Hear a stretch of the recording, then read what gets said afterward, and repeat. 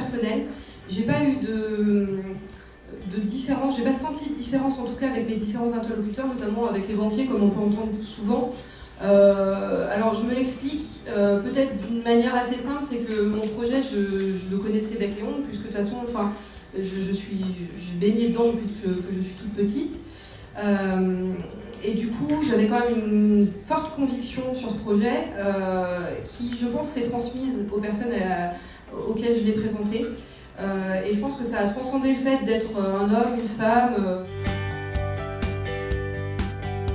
Pour se faire piquer l'idée, il faut montrer que tu as une longueur d'avance. Si tu as une longueur d'avance, ça va décourager celui qui pense avoir effectivement que ça soit facile de récupérer ton idée.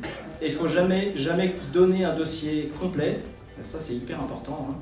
Un dossier complet, hein, que ce soit un business plan, enfin vraiment un dossier complet de projet, il ne faut jamais donner ce dossier complet. Il faut donner toujours une synthèse, même à un financier, hein, même à un banquier, etc. Il faut donner une synthèse qui reprenne effectivement la globalité des chapitres, mais il faut lui donner une synthèse. Et de montrer effectivement systématiquement à chaque personne que tu rencontres que tu as un dossier qui est à côté, qui est bien épais, et que ça fait un an que tu planches dessus.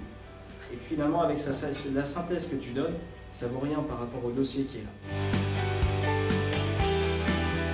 C'est de mettre son poing dans sa poche. On ne peut pas être tous tout le temps d'accord sur tous les points, donc il faut effectivement toujours voir l'objectif commun. S'il n'y a plus d'objectif commun, il faut mettre un terme à l'association. Lorsqu'il y a des crises, c'est de les passer. De les passer comment? Il y a plusieurs façons. C'est soit il y a assez de maturité au sein des deux associés pour passer de cap tout seul. Ça, c'est compliqué. Nous, on s'est fait aider. Donc, on a pris un consultant. Les avantages, ils sont énormes. On n'est pas tout seul. Lorsqu'on a des problèmes de trésorerie, lorsqu'on a des problèmes de devis qui ne sont pas signés, lorsqu'on a des problématiques de recrutement, on peut compter sur un associé pour prendre des bonnes décisions.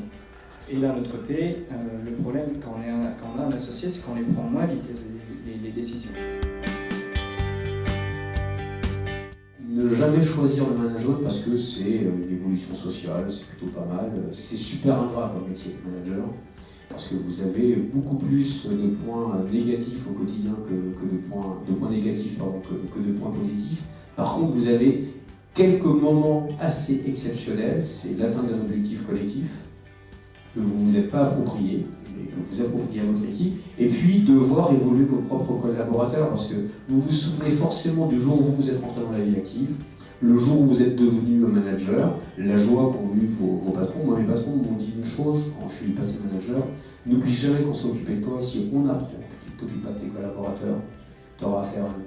Et ça, je me suis dit, chaque année, quand on a les entretiens annuels d'appréciation avec ses propres collaborateurs, de toujours aussi jouer un coup d'avance avec ses propres collaborateurs, de les faire grandir, de leur donner de la vision.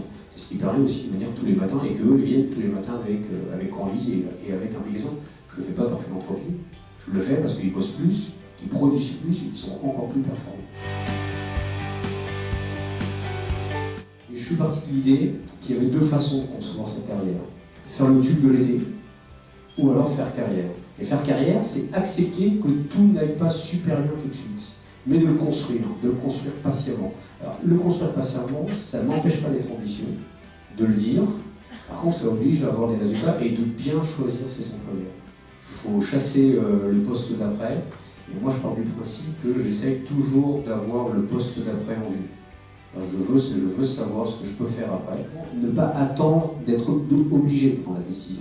C'est-à-dire qu'à chaque fois que j'ai dû changer de poste ou à chaque fois que j'ai changé d'entreprise, je l'ai fait en haut de la vague, pour ne pas subir. Il faut partir quand tout va bien. Il faut prendre ses décisions quand tout va bien.